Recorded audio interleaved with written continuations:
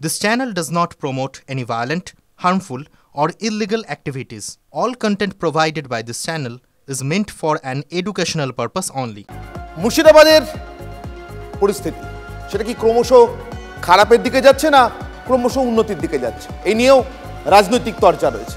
কিন্তু কিছুক্ষণ আগে রাজ্যের এডিজি আইন শৃঙ্খলা জাভেদ শামীম তিনি একটি সাংবাদিক বৈঠক করেছেন। সেই সাংবাদিক বৈঠক থেকে তিনি দাবি করেছেন যে পরিস্থিতি ক্রমশ ভালো হচ্ছে, ঘর ছাড়ানো নাকি ঘরে ফিরছেন এবং যারা এমন ভয়ঙ্কর ঘটনা ঘটেছে তাদের কাউকে ছাড়া হবে না। তার প্রমাণস্বরূপ তিনি এটাও বলেছেন যে এখনো পর্যন্ত ইতিমধ্যেই 200 জনকে গ্রেফতার করা হয়েছে। কিন্তু এই পরিস্থিতির রাজনৈতিক দায় কার তা নিয়ে স্বাভাবিকভাবেই এবার শুরু হয়েছে রাজনৈতিক চাপানুতো। তবে কিছুটা বেনজিরভাবেই মুর্শিদাবাদের এই পুরো পরিস্থিতির জন্য এই লাগামহীন তাণ্ডব, হিংসা, বোমাবাজি, গুলি, পুলিশের গুলিতে 3 জনের মৃত্যু, এই সব কিছু মিলিয়ে শেষ পর্যন্ত কিন্তু রাজ্যের বিরোধী দলনেতা তৃণমূল কংগ্রেসকে বেনজির ভাষায় আক্রমণ শানিয়েছেন। শুভেন্দু অধিকারী যা বলেছেন তাতে স্পষ্ট তিনি তৃণমূল কংগ্রেসকেই রাজনৈতিকভাবে এই গোটা ঘটনার জন্য দায়ী করছেন এবং তারা সবটা জানতো। তাদের সঙ্গে কিছু নির্দিষ্ট নিষিদ্ধ সংগঠনের নাম তিনি উল্লেখ করেছেন যাদের ঘনিষ্ঠতার সুবাদেই নাকি এত বড় হিংসার ঘটনা ঘটে গিয়েছে মুর্শিদাবাদে, এমনটাই অভিযোগ এবং দাবি শুভেন্দু অধিকারী। ওপার বাংলা উস্কানোর দরকার নেই তো। ইউনুস আর মমতা দুজন তো এক পরিবারের সদস্য। ওখানে জামাত এবং এক্সট্রিমিস্ট ফোর্স তারা যে কাজ করছে ওখানে পাকিস্তানিদের হাতে চলে গেছে বাংলাদেশ। আর সেখানে একই আনসারুল বাংলা যেমন বিপজ্জনক, তেমনি তৃণমূল কংগ্রেসও ভারতবর্ষের কাছে একটি বিপজ্জনক রাষ্ট্রবিরোধী জেহাদিদের দ্বারা নিয়ন্ত্রিত ম্যান অর্গানাইজেশন পিএফআই সিমির ঘনিষ্ঠ সকল রাজনৈতিক দল। মুর্শিদাবাদের ঘটনায় যে কিছু কিছু সংগঠনের বা কোনো একটি সংগঠনের হাত রয়েছে সেটা এডিজি আইন শৃঙ্খলাও বলছেন জাভেদ শামীম। কিছুক্ষণ আগে তার যে সাংবাদিক বৈঠক, সেই সাংবাদিক বৈঠকে তিনি নাম করে না হলেও কিছু জঙ্গি সংগঠন বা কিছু সংগঠনের জড়িত থাকার কথা বলেছেন। সরাসরি জঙ্গি সংগঠন নামটি তিনি করেননি, কিন্তু বা এই কথাটি তিনি বলেননি, কিন্তু কিছু সংগঠনের হাত এর পিছনে রয়েছে বলে এডিজি আইন শৃঙ্খলার দাবি। এভাবে ঘটনা হয়েছে তাতে অবভিয়াসলি অর্গানাইজেশনস ইনভলভ হতে পারে, ইন্ডিভিজুয়ালস ইনভলভ হতে পারে, অবভিয়াসলি কোনো একটা প্রচার ডেফিনেটলি ইজ দেয়ার। আদারওয়াইজ একটা এইভাবে একটা ক্রাউড যে বিহেভিয়ার হয়েছে, যেভাবে ক্রাউডের রিয়াকশন হয়েছে, যেভাবে যে প্রোফাইলের লোকরা ইনভলভ আছে, তাতে অবভিয়াসলি একটা কোনো প্ররোচনা একদম রুল আউট করা যেতে পারে না। বাট যেটা বললাম যে we have to get the right persons, কারা ইনভলভ আছেন, কেন করানো হয়েছে, কি উদ্দেশ্য আছে, যারা দোষী, যারা দোষ করেছে, not a single person will be spared. No matter যত আমাদের জেলে যেখানে যেতে হবে, যেখান থেকে পাতাল থেকে নিয়ে আসতে হবে নিয়ে আসবো, কিন্তু যে কোনো ইন্ডিভিজুয়াল যারা ভায়োলেন্সে ইন্ডালজ করেছে, whoever he is, irrespective of any consideration of his whatever be his status, whatever be his position, everybody will be brought to book. Suvendu Adhikari শুধু রাজনৈতিকভাবে তৃণমূল কংগ্রেসকে দায়ী করেননি, কয়েকটি নিষিদ্ধ সংগঠনের সঙ্গে তৃণমূল কংগ্রেসের ঘনিষ্ঠতার বিস্ফোরক অভিযোগ শুধু সামনে আনেননি, তিনি নাম করে রাজ্যের একজন মন্ত্রীকে সিদ্দিকুল্লাহ চৌধুরীকে নিশানা করেছেন। তার বক্তব্য সিদ্দিকুল্লাহ চৌধুরী এই আগুন লাগানোর কাজটা করছে। বিস্ফোরক অভিযোগ রাজ্যের বিরোধী দলনেতা। এই সিদ্দিকুল্লাহ চৌধুরী এই আগুন জ্বালানোর নেতৃত্ব দিচ্ছেন। স্বামী বিবেকানন্দের কলকাতাকে তিনি বলছেন টাইট দেব, রবি ঠাকুরের বাংলাকে তাকে বলছেন টাইট দেব, কল্লোলিনী তিলোত্তমা কলকাতাকে বলছেন টাইট দেব, বলছেন 50টা জায়গায় 2000 করে লোক বসিয়ে দেব, আগে জেলাতে টাইট দিই তারপরে কলকাতায় দেব।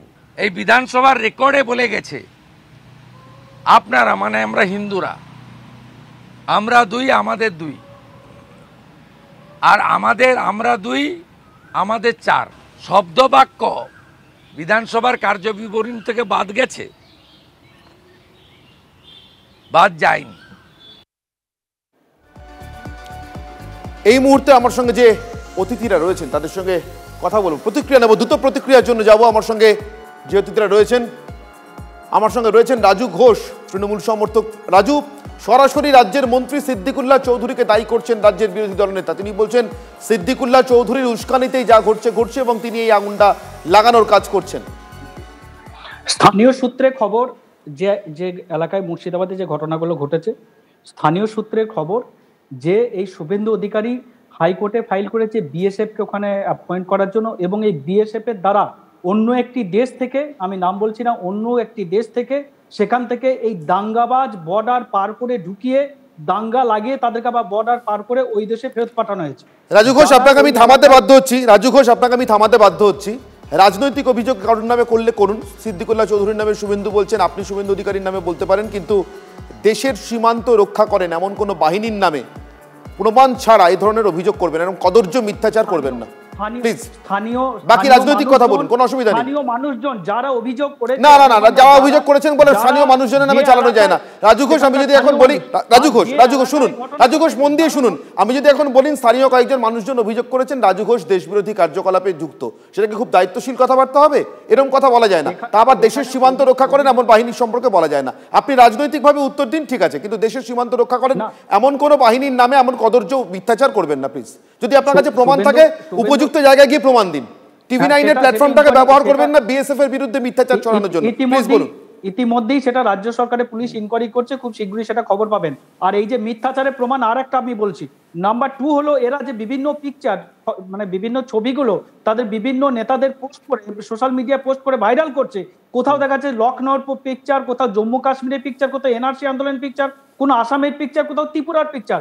এই জিনিসটা বিভিন্ন জায়গার পিকচার এনে এটাকে একটা সামাজিকভাবে এই রাজ্যকে এবং এই রাজ্যের মানুষকে তার সারা ভারতবর্ষের কাছে, পৃথিবীর কাছে বদনাম করার একটা চেষ্টা করছে।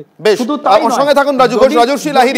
রাজর্ষি লাহিড়ী বিজেপি মুখপাত্র আমার সঙ্গে আছেন। রাজর্ষি, তৃণমূল কংগ্রেসের তরফ থেকে রাজু ঘোষের মতো যারা আছেন, যারা তার তৃণমূল সমর্থকরা, তারা বলছেন শুভেন্দু অধিকারীর পাল্টা শুভেন্দু যখন সিদ্দিকুল্লাহ চৌধুরীকে দায়ী করছেন, তৃণমূল কংগ্রেসকে দায়ী করছেন, তখন তৃণমূল কংগ্রেসের পাল্টা অভিযোগ যে বিজেপি এটাকে নিয়ে রাজনীতি করতে চাইছে, এমনকি অন্য রাজ্যের অন্য অশান্তির ঘটনা, ভুয়ো ছবি, খবর, এগুলোকে তারা প্রচার করছে। রাজর্ষি, আপনারা কি এরকম কোনো ধরনের ছবি দেখাতে পেরেছেন যেটা বিজেপি ভুয়ো করেছে, বা তথা কোনো প্রথম সারির কোনো চ্যানেল কি দেখা করেছে? কুণাল ঘোষের পা চাটুয়া একজন সাংবাদিক, ওই বিশ্ব বাংলা, হাগো বাংলা, জাগো বাংলা কি সব আছে, তারা এইসব খবর রটাচ্ছে। মেইন স্ট্রিম মিডিয়ার কোনো ইলেকট্রনিক মিডিয়া বা কোনো প্রিন্ট মিডিয়া এরকম কোনো খবর দেখাতে পারেনি। 2 নম্বর কথা হচ্ছে, রাজু ঘোষ তৃণমূলের বড় নেতা না ফিরাদ ববি হাকিম বড় নেতা আমি জানি না।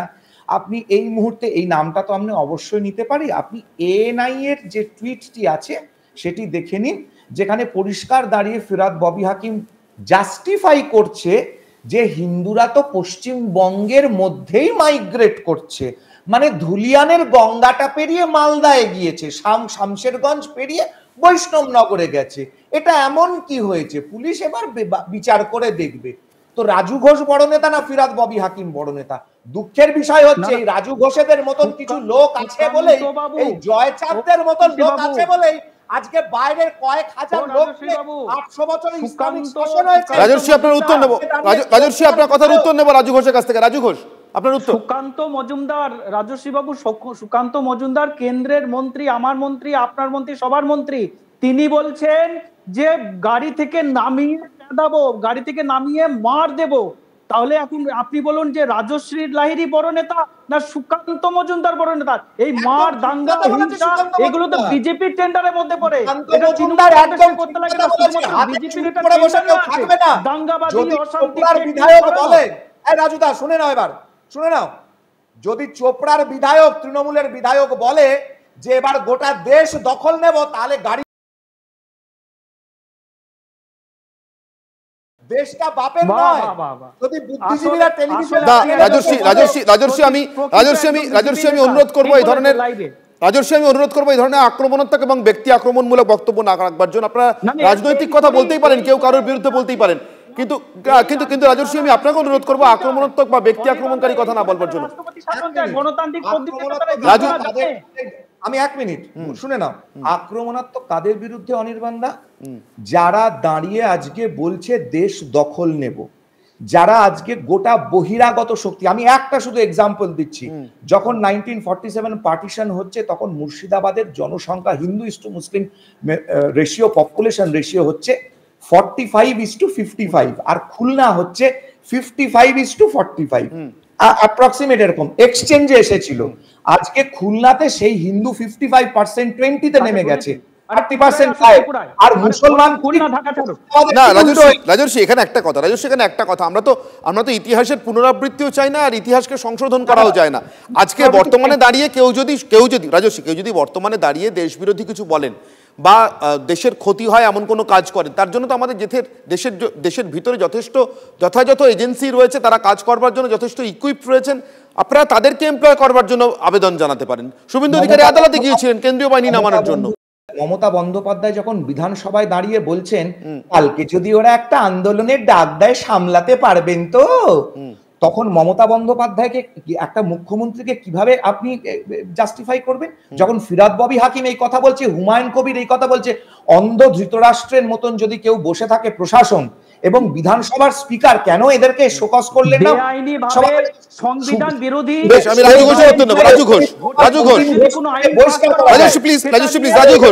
ঘোষ প্রত্যেকটা মানুষ করবে, হিন্দু মুসলমান উভয় প্রতিবাদ করবে। সংবিধান বিরোধী আইন এটা। না রাজু ঘোষ আপনার কাছে আমার একটা প্রশ্ন, সংবিধান বিরোধী কোনো আইন যদি হয়ে থাকে বা কোনো আইনকে যদি কারো সংবিধান বিরোধী বলে মনে হয়ে থাকে, তিনি প্রতিবাদ করতেই পারেন গণতান্ত্রিক উপায়ে, কিন্তু প্রতিবাদের নামে এই ভয়ঙ্কর হিংসা, তাণ্ডব, আগুন জ্বালানো, লোকের বাড়িঘর লুটপাট করা, লোককে আক্রমণ করা, কেউ গ্রেফতার হয়েছে, বিজেপি নেতারা গ্রেফতার হয়েছে, 200 জনের উপরে গ্রেফতার হয়েছে, বিজেপি গ্রেফতার হয়নি, বিজেপির কেউ গ্রেফতার হয়নি। আমি বলে দিতে চাই, দুটো নাম বলছে, মিলন ঘোষ আর হিন্দু যারা উগ্র হিন্দু যারা কেউ অ্যারেস্ট হয়নি। ওদের ওপর কেন রাগ জানেন? মিলন ঘোষ এবং রিঙ্কু সিং এর ওপর। কারণ মিলন ঘোষ এবং রিঙ্কু সিং ওই সমস্ত হিন্দুদেরকে নিয়ে গিয়ে গঙ্গা পেরিয়ে মালদায় নিয়ে গেছে। বিজেপির নেতা সুকান্ত মজুমদার তাকে কোন বিজেপি কেউ অ্যারেস্ট হয়নি, আর ওই বিজেপি নেতাদেরকে অ্যারেস্ট করবে তোমরা, কারণ ঠিক যেরকম মোথাবাড়িতে অ্যারেস্ট করেছো হিন্দুদেরকে, তাদের ঘর বাড়ি পুড়েছে, তাদেরকে অ্যারেস্ট করতে পারোনি। লজ্জা করছে না? কালকে ভিডিও সবাই দেখেছে, যেগুলো দেখেছেন এনআরসিতে হিন্দুরা হাওয়াই করে কাঁদছে এবং আন্দোলনের ছবি বাপ এসে গেছে বলছে যেটা দেখাচ্ছেন জম্মু কাশ্মীরের একটা বাড়িতে আগুন লাগার ছবি। মিথ্যাচার ফাঁস হয়ে গেছে, সবাইকে অ্যারেস্ট করো। যদি ক্ষমতা থাকে, যদি সাহস থেকে থাকে, তাহলে বলো সিদ্দিকুল্লাহ যেটা বলেছে, যেটা হুমায়ুন কবির বলেছে, ফিরাদ ববি হাকিম বলেছে, বলো 800 বছরের মার খাওয়া অসাংবিধানিক ভাবে গণতন্ত্রকে গলা টিপে হত্যা করছে সংবিধান বিরোধী আইন। রাজর্ষি এবং রাজু আপনারা দুজনেই আমার সঙ্গে থাকুন। আমি এই মুহূর্তে কথা বলবো আমাদের প্রতিনিধি সায়ন্তন আমার সঙ্গে রয়েছেন, সরাসরি ধুলিয়ান থেকে কথা বলবো সায়ন্তনের সঙ্গে। সায়ন্তনের মাধ্যমে জানতে চাইবো এই মুহূর্তের পরিস্থিতি কি। সায়ন্তন, কি পরিস্থিতি এই মুহূর্তে?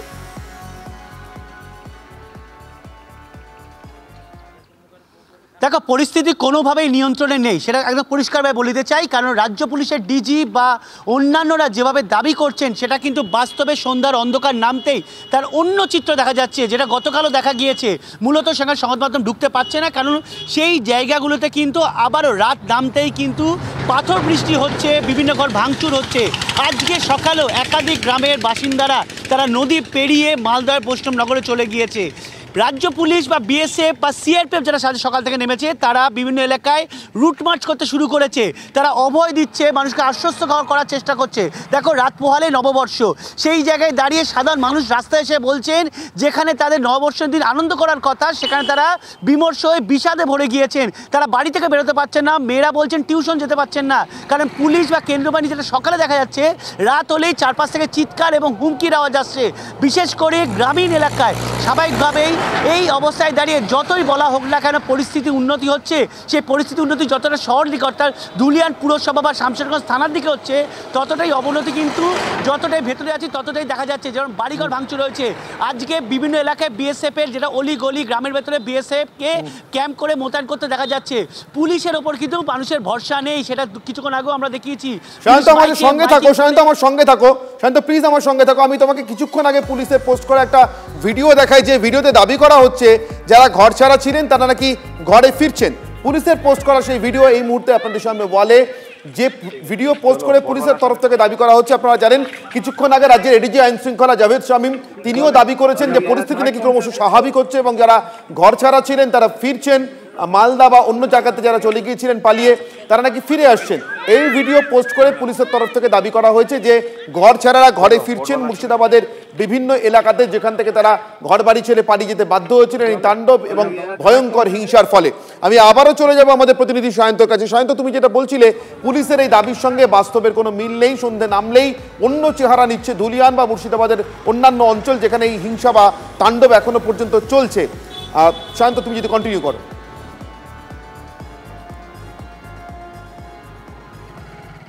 একদমই, দেখো পুলিশ যে পোস্টটা করেছে তাতে বলা হয়েছে 20 জনকে বৈষ্ণবনগর বা মালদার দিকে ফিরিয়ে আনা হয়েছে। কিন্তু গতকাল যখন আমরা পাল্লাল হাই স্কুলে যে ক্যাম্পে পৌঁছেছিলাম, 500 পরিবার, যে 500 পরিবার প্রায় 2 থেকে 2,500, যেখানে ছোটো ছোটো সন্তানরা ছিল, সদ্যজাত সন্তানরা ছিল, তারা কিন্তু এখনও সেখানেই পড়ে রয়েছেন, তারা কোথাও আশ্বস্ত হতে পারছেন না। 500 পরিবারের মধ্যে 2,500 লোকের মধ্যে 20 জনকে ফিরিয়ে আনা হয়েছে বলে পুলিশ দাবি করছে, কিন্তু বাস্তবে কিন্তু আজও দেখা গিয়েছে বিভিন্ন এলাকায় শূন্য এবং বিভিন্ন এলাকায় বিএসএফ মোতায়েন করেছে, কেন্দ্রীয় পুলিশ মোতায়েন করা হয়েছে। এলাকার বাসিন্দারা প্রশ্ন তুলছেন যে বিএসএফ সিআরপিএফ থাকবে হয়তো 1 সপ্তাহ 2 সপ্তাহ, বড় জোর 1 মাস, তারপর পুলিশ যে অলিগলির ব্যাপারে যে অলিগলির ভিতরে গিয়ে যে ধরনের রুটমার্চ দরকার সেটাই করতে পারবে, সেই ধরনের আশ্বাস কোথায় দিতে পারছে? শুধু বলছে নিরাপদ আছে, আপনারা ফিরে আসুন, নববর্ষের দিন দোকান খুলুন, বাড়ি ঘরে থাকুন, রাস্তায় বেরোন, আনন্দ করুন। এখন কিন্তু আনন্দ করার সময় নয়, এইটাই কিন্তু অভিযোগ, দাবি তুলছে, বিক্ষোভ দেখাচ্ছেন এলাকার বাসিন্দারা। আজকে সকালেও যেটা ধুলিয়ান পুরসভার সামনে দেখা গিয়েছে, পুলিশ মাইকে করে মাইকিং করছিল, সেই সময় এলাকার বাসিন্দারা এসে বলেছেন যে আমরা বাড়ি থেকে বেরোবো তখনই যখন আপনারা সঠিক পরিমাণে নিরাপত্তার ব্যবস্থা করতে পারবেন, শুধুমাত্র মাইকে ঘোষণা করে গেলে নিরাপত্তার ব্যবস্থা করা যায় না। এই অবস্থা দাঁড়িয়ে কিন্তু যেটা বাস্তবে যেটা দেখানো হচ্ছে আর যেটা বাস্তবে হয়ে রয়েছে তার মধ্যে অনেকটাই পার্থক্য রয়েছে বলে অন্তত আমাদের চোখে ধরা পড়েছে। আপাতত ধন্যবাদ সায়ন্ত। আমাদের প্রতিনিধি এবং তার সঙ্গী চিত্র সাংবাদিকের ক্যামেরায় যা ধরা পড়েছে তাতে কিন্তু পুলিশের এই পোস্ট করা ভিডিওর ছবিটা সার্বিক নয়, অর্থাৎ সত্যি কোথাও 15 জন 20 জন ঘরে ফিরতেই পারেন, সেখানকার নির্দিষ্ট কোনো একটি গ্রাম বা অঞ্চলের পরিস্থিতি ভালো হয়ে থাকতেই পারে, কিন্তু সায়ন্ত বলছেন সন্ধে নামলেই এখনো পর্যন্ত আতঙ্ক গ্রাস করছে এবং সেই পরিস্থিতি, সেই আতঙ্ক থেকে বেরোনোর মতো পরিস্থিতি এখনো তৈরি হয়নি যাতে দলে দলে লোক যারা ঘর ছাড়া ছিলেন তারা ফিরে আসতে পারেন। এখনো 500 মানুষের কথা সায়ন্ত বলছিলেন সদ্যকাল বিকেলে যাদেরকে ত্রাণ শিবিরে দেখে এসছেন। আর ঠিক এই পরিস্থিতির মাঝখানে দাঁড়িয়ে রাজ্য বিজেপির প্রাক্তন সভাপতি দিলীপ ঘোষ তিনি পশ্চিমবঙ্গের পরিস্থিতির তুলনা করছেন প্যালেস্তাইন সিরিয়ার সঙ্গে। দিলীপ ঘোষের বক্তব্য। আমরা সারা দুনিয়া থেকে লড়াই যুদ্ধ হোক যাই হোক দেশ ছেড়ে লোকে অন্য দেশে যায়। আজকে প্যালেস্টাইনে হচ্ছে, সিরিয়াতে হচ্ছে, কাশ্মীরে এক সময় ছিল, আজ কাশ্মীরের লোক কাশ্মীর ছেড়ে কোথাও যাচ্ছে না, ফিরছে। কিন্তু পশ্চিমবাংলার লোক পশ্চিমবাংলার এক জেলা থেকে অন্য জেলায় যাচ্ছে বা পশ্চিমবাংলার বাইরে চলে যাচ্ছে। এটা 21 সালে ইলেকশনের পরেও দেখেছি, বহু লোক বাংলা ছাড়া হয়েছে, আর এখন মুর্শিদাবাদের লোক মালদাতে নদিয়াতে চলে যাচ্ছে বা অন্য জায়গায় আত্মীয় বাড়ি চলে যাচ্ছে। তো আজকে দেশ ভাগের চেয়েও ভয়াবহ পরিস্থিতি, পালিয়ে যাচ্ছে অত্যাচারের ভয়ে মুর্শিদাবাদ ছেড়ে অন্য জেলায়। এটা অভিনব, আর ভারতবর্ষে এটা আমরা কল্পনা করতে পারি না। তার মানে কি ভারতবর্ষের সব জায়গায় সংবিধান লাগু নেই, সুপ্রিম কোর্ট চলে না, সেন্ট্রাল গভর্নমেন্টের কি ওখানে হাত নেই? এটা এখানে এমন একটা সরকার হয়েছে, দেশদ্রোহী সরকার, যে দেশের আইন কানুনই মানে না, দেশের নাগরিকরা যেখানে সেফ নেই।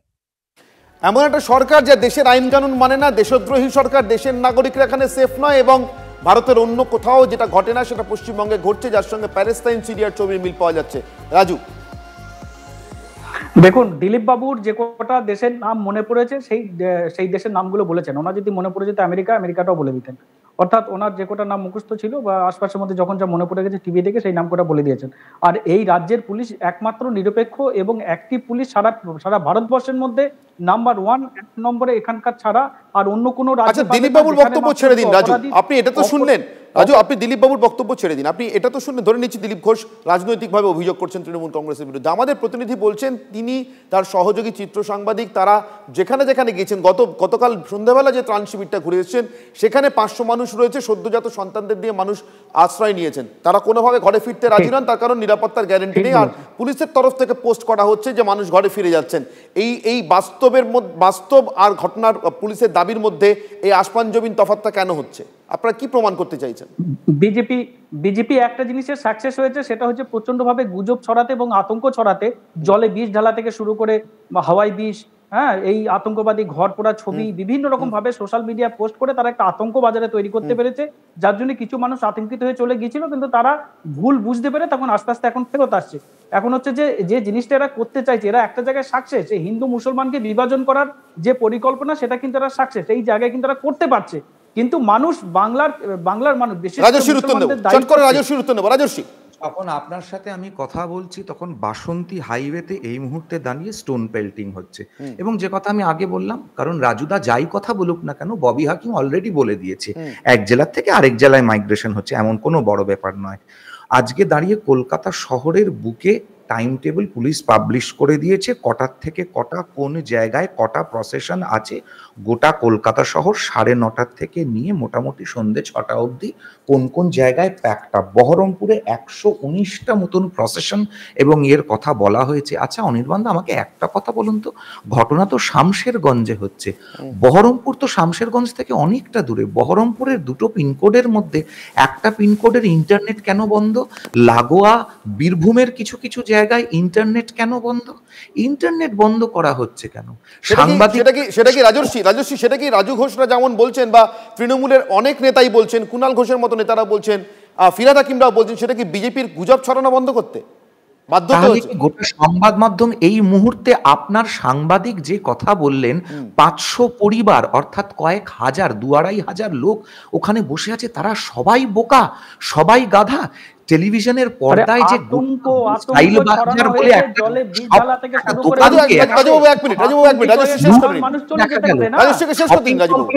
লুট করতে দেখা গেল, বিএসএফ এর গাড়ি, পুলিশের গাড়ি সমস্ত জ্বালিয়ে দেওয়া হচ্ছে, এবং সেই ভিডিও সবাই দেখেছে, যেখানে পুলিশের দক্ষিণ 24 পরগনায় পুলিশের এসপি কি ভাষায় কথা বলছে, এবং তার সাথে সাথে বর্ডার সিকিউরিটি ফোর্সের লোকেরা কি বলছে, তৃণমূলের নেতা, এমপি এবং এমএলএরা কি বলেছেন। রাজর্ষি, আমি একটু আপনাকে বিরত করছি। শুভেন্দু অধিকারী রাজ্যের বিরোধী দলনেতা আরো একটি বড় দাবি করলেন। তিনি বললেন এবার সরাসরি, যেটা আমরা এখনো পর্যন্ত বিজেপির রাজ্য নেতৃত্বকে এভাবে বলতে শুনিনি, সরাসরি শুভেন্দু অধিকারী বলছেন, দাবি করছেন 2026 রাজ্যের বিধানসভা নির্বাচন তারা চাইছেন 356 ধারা জারি করে। তারা 356 অর্থাৎ রাষ্ট্রপতি শাসনের মধ্যে রাজ্যের বিধানসভা নির্বাচন চাইছেন রাজ্যের বিরোধী দলনেতা। কিছুক্ষণ আগে শুভেন্দু অধিকারীর মন্তব্য। রাষ্ট্রপতি শাসন করে রাজ্যপালকে দিয়ে বিজেপি পিছনের দরজা দিয়ে এই দেউলিয়া সরকারের দায়িত্ব নিতে উইদাউট ইলেকশন চায় না। রাষ্ট্রপতি শাসনে যদি election commission of India vote না করে, তাহলে 50-এর বেশি বিধানসভা কেন্দ্র রয়েছে, যেখানে শতাংশের বিচারে হিন্দুরা 50-এর কম, এখানে হিন্দুদের এই জিহাদিরা ভোট দিতে দেবে না। তাই ইলেকশন কমিশনের উচিত আগামী বছর কয়েক মাস বাদে যে ভোট আছে, সেই নির্বাচনে প্রেসিডেন্টস রুল করে, প্যারামিলিটারি মিলিটারি যা দরকার করে প্রত্যেকের নির্ভয়ে ভোটাধিকার দেওয়া, এবং ভোটের পরে 3 মাস নিরাপত্তা দেওয়ার কাজ ইসিআইকে নিতে হবে। আমি 10 সেকেন্ড করে প্রতিক্রিয়া নেব। প্রথমে রাজু ঘোষ, আপনার প্রতিক্রিয়া 10 সেকেন্ডে প্লিজ। দেখুন, এখানে শুভেন্দু বাবুরা ভালো মতো জানে 2026 সালে তারা গণতান্ত্রিক পদ্ধতিতে ভোটে জিতে কোনোভাবে বিরোধী দলের নেতা থাকতে পারবে না, কারণ 1 থেকে 19-এর মধ্যে তাদের সিট আটকে থাকবে। তাই তারা ঘুরিয়ে ফিরিয়ে রাজ্যের যদি কিছুদিন ক্ষমতায় থাকা যায়, ওই জন্য তারা বলছে এনআরসি করে গোটা ভোটার্স লিস্ট ক্লিয়ার করে নিয়ে রাজ্যে নির্বাচন করে যে দল ক্ষমতায় আসতে পারবে ভারতীয় জনতা পার্টি তাকেই স্বীকার করবে। বেশ, আমার সময় একেবারে শেষ। রাজর্ষি এবং রাজু, আপনাদের দুজনকে অসংখ্য ধন্যবাদ। 1 বছর পরের কথা পরে, সেটা ভোটের বছর, কিন্তু নতুন একটা বছর আগামীকাল আসতে চলেছে। বছর বদলাতে চলেছে, বাঙালির নববর্ষ। আর সেই নববর্ষের উদযাপন, তার প্রস্তুতি সবকিছুই ভীষণ ভীষণ ম্লান। এই অশান্তি, এই হানাহানি, এই তাণ্ডব, এই হিংসায় ম্লান হয়েছে বাংলা বর্ষবরণ। মালদা এবং অবশ্যই মুর্শিদাবাদ জুড়ে, মালদাতে ঘর ছাড়ার আশ্রয় নিয়েছেন, তাই তাদের মাঝখানে তাদেরকে সঙ্গে রেখে এই উৎসব করতে অনেকেরই মন চাইছে না। আর মুর্শিদাবাদে তো এই মুহূর্তে ভারী বুটের শব্দে থমথমে বাংলার রাস্তাঘাট। মুর্শিদাবাদের রাস্তাঘাট, জেলার বেশিরভাগ অঞ্চল এখনো আতঙ্কিত হয়ে রয়েছেন বাসিন্দারা। ফলে এই পরিস্থিতিতে ধাক্কা খেয়েছে বাংলা নববর্ষের প্রস্তুতি। প্রশাসন আশ্বাস দিচ্ছে বটে, ছবিও পোস্ট করছে বটে ঘরে ফেরার, কিন্তু সত্যি সত্যি সেই সংখ্যায় মানুষ ঘরে ফিরছেন না, আর সেই মন নিয়ে ঘরে ফিরছেন না যাতে কোনো না কোনোভাবে বাংলা বর্ষবরণের উৎসব তারা পালন করতে পারেন বা উৎসব পালন করার মতো তাদের একটা মন থাকে। ফুল অ্যান্ড ফাইনাল এখানেই শেষ করছি, সঙ্গে থাকুন TV9 বাংলা।